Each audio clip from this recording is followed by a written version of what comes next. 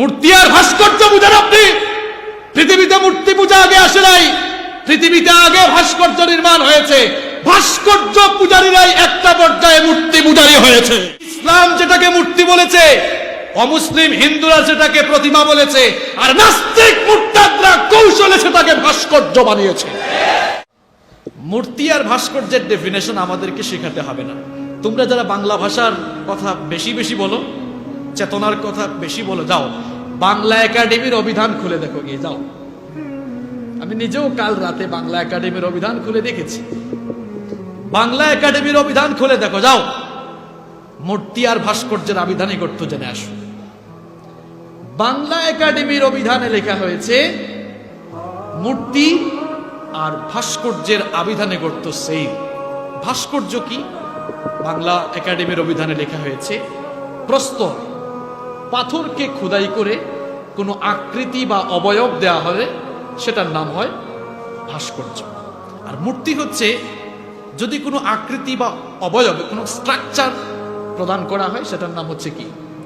যদিও হিন্দুরা মূর্তিকে তাদের দেবতা বা প্রতিমা মনে করে। তাহলে অর্থগত দিক দিয়ে মূর্তি এবং ভাস্কর্য দুটাতেই কিন্তু কাঠামো, আকৃতি দেওয়া হয়, একটা প্রতিকৃতি দেওয়া হয়। মূর্তি বলেন আর ভাস্কর্য বলেন, দুটাতেই কিন্তু কি দেওয়া হয়? প্রতিকৃতি দেওয়া হয়। এখন এই কথা মানলেও তারা বলবে যে হুজুর বুঝলাম, কিন্তু মূর্তি তো উপাসনার উদ্দেশ্যে বানানো হয়, আর ভাস্কর্য তো উপাসনার উদ্দেশ্যে নয়। এর একটি ব্যাখ্যা আছে। আপনি তো মূর্খ, ইতিহাস আপনি জানেন না। আপনাকে ইতিহাস জানতে হবে। পৃথিবীতে মূর্তি পূজা আসলো কিভাবে আর ভাস্কর্য আসলো কিভাবে, সেটা আপনাকে জানতে হবে। এরপরে মূর্তি আর ভাস্কর্য নিয়ে কথা বলতে হবে। আপনাকে জানতে হবে পৃথিবীতে মূর্তি পূজা আগে শুরু হয়েছে নাকি ভাস্কর্য বানানো আগে শুরু হয়েছে, এটা আগে ক্লিয়ার হতে হবে।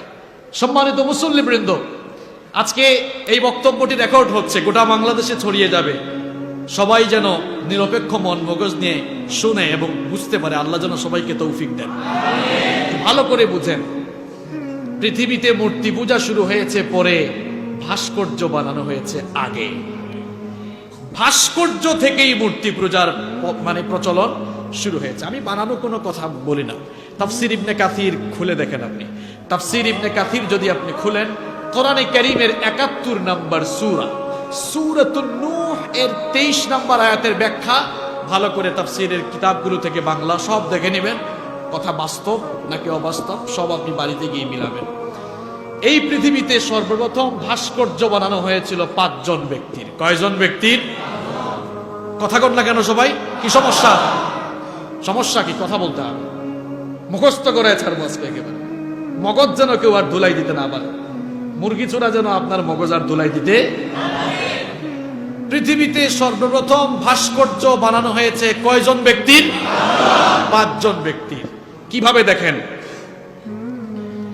সেই ৫ জন ব্যক্তির নাম হচ্ছে ওয়াদ, সুয়া, ইয়াগুস, ইয়াউক এবং নাসর। এই ৫ জন ব্যক্তির নামে পৃথিবীতে সর্বপ্রথম ভাস্কর্য বানানো হয়েছে। কিভাবে বানানো হলো? সাইয়েদনা আদম আলাইহিস সালাম তিনি যখন দুনিয়া থেকে বিদায় নিলেন, আস্তে আস্তে পৃথিবীতে ক্ষুধাদ্রোহিতা শুরু হলো। আর ধরনটা কেমন? নূহ আলাইহিস সালামকে আল্লাহ তাআলা যে কওমের জন্য নবী বানিয়ে পাঠাবেন, সেই কওমে নূহ আলাইহিস সালামের আগমনের পূর্বে ৫ জন লোক অত্যন্ত নেককার, সালেহ, সৎকর্মশীল বান্দা হিসাবে পরিগণিত ছিলেন। তাদের নাম ছিল ওয়াদ, সুয়া, ইয়াগুস, ইয়াউক এবং নাসর। এই ৫ জন লোক নূহ আলাইহিস সালাম দুনিয়াতে আসার আগে নূহ আলাইহিস সালামের কওমে, তার জাতির মধ্যে সবচাইতে নেককার মানুষ হিসাবে তারা প্রসিদ্ধ ছিলেন। মুহাম্মদ ইবনু কায়েস রাহিমাহুল্লাহ বলেছেন, নূহ আলাইহিস সালামের আগমনের পূর্বে এই লোকেরা যখন গোটা জাতির মধ্যে শ্রেষ্ঠ ইবাদতকারী বান্দা হিসাবে পরিচিতি এবং প্রসিদ্ধি লাভ করলেন, তখন আস্তে আস্তে তাদের অনুসারী বাড়তে লাগলো। এরা যখন দুনিয়া থেকে চলে গেলেন, এই ৫ জন লোক যখন দুনিয়া থেকে বিদায় নিলেন, তখন শয়তান তার অনুসারীদেরকে ধোঁকায় ফেলার জন্য একটা ফন্দি, একটা ফাঁদ আঁকলো।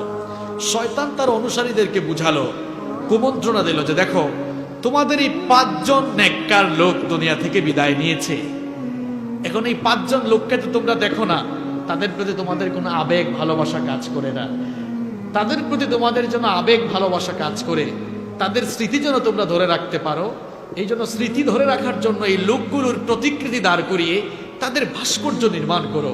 উদ্দেশ্য যেন তোমাদের এই থাকে যে এই ভাস্কর্যগুলো, প্রতিকৃতিগুলো দেখলে তাদের কথা তোমাদের মনে আসবে এবং তাদের মতো তোমরাও যেন নেককার মানুষ হতে পারো, এই ফিলিংস যেন অন্তরে আসে। এই জন্য এই 5 জন লোকের কি বানাও? প্রতিকৃতি বানাও, ভাস্কর্য বানাও। বলেন তো ধোঁকাটা পজিটিভ না নেগেটিভ? নেগেটিভ কেন হবে? পজিটিভ তো এটা। সে তো এটা পূজা করার কথা বলছে না।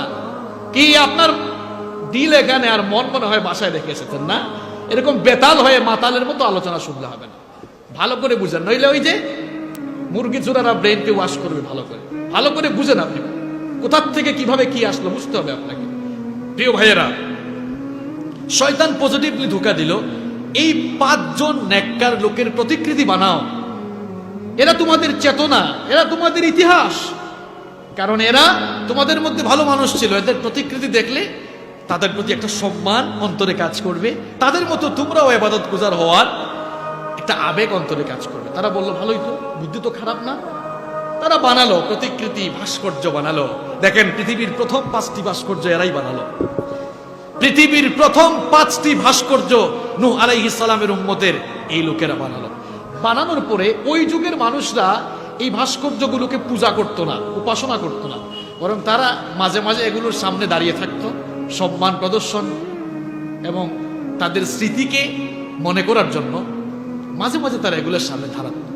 যারা এই ভাস্কর্যগুলো বানালো, এই প্রজন্মের লোকেরা যখন দুনিয়া থেকে চলে গেল, পরবর্তী প্রজন্মের লোকদেরকে এবার শয়তান ধোঁকা দিল। দেখো, তোমাদের পূর্ববর্তী যারা এই প্রতিকৃতি বানিয়েছে তারা শুধু এগুলোকে সম্মান করতো না, বরং তারা এগুলোকে তাদের উপাস্য হিসাবে গ্রহণ করেছে। এরাই তাদের দেবতা ছিল। সুতরাং এই ভাস্কর্য যেগুলো দেখছো, এই মূর্তিগুলোই তোমাদের দেবতা, তোমরা এগুলোর পূজা শুরু করো। নাউযু বিল্লাহি মিন যালিক। এভাবেই পরবর্তী প্রজন্মের লোকেরা পূর্ববর্তী প্রজন্মের তৈরি করা ভাস্কর্যগুলোকে তারা তাদের নিজস্ব দেবতা হিসাবে তারা গ্রহণ করে নিল। নাউযু বিল্লাহি। আপনি প্রমাণ চান? আসেন প্রমাণ দিই। নূহ আলাইহিস সালাম যখন দুনিয়াতে আসলেন, এই সকল মূর্তি পূজারী লোকদেরকে এবার তিনি আল্লাহর দ্বীনের দাওয়াত দিলেন। তিনি বুঝাতে লাগলেন, তোমাদের নিজের হাতে তৈরি করা এই ভাস্কর্য, এই প্রতিমাগুলোর পূজা বাদ দাও, আর এক আল্লাহর ইবাদত করো। তখন কাফের মুশরিক নেতৃবৃন্দ সাইয়েদনা নূহ আলাইহিস সালামের দাওয়াতের বিরুদ্ধে দাঁড়িয়ে গেল। দাওয়াত প্রত্যাখ্যান করে তারা বলেছিল, তাদের কথা আল্লাহ তাআলা কোরআনে কারীমে তুলে দিয়েছেন। কোরআনে কারীমের 71 নম্বর সূরা সূরাতুন নূহের 23 নম্বর আয়াতে আল্লাহ পাক সুন্দর করে বললেন, ওয়া ক্বালু লা তাযারুন্না আলিহাতাকুম ওয়া লা তাযারুন্না ওয়াদ্দান ওয়া লা সুওয়া'আন ওয়া লা ইয়াগুস ওয়া ইয়াউক ওয়া নাসরা। কাফের নেতৃবৃন্দ বলল, খবরদার, সাবধান, নূহের দাওয়াত শুনে তোমরা মূর্তিগুলো থেকে মুখ ফিরিয়ে নিও না, বরং তোমরা ওয়াদ, সুওয়া, ইয়াগুস, ইয়াউক এবং নাসরের ইবাদত তোমরা ছেড়ে দিও না। চিন্তা করেছেন আপনি?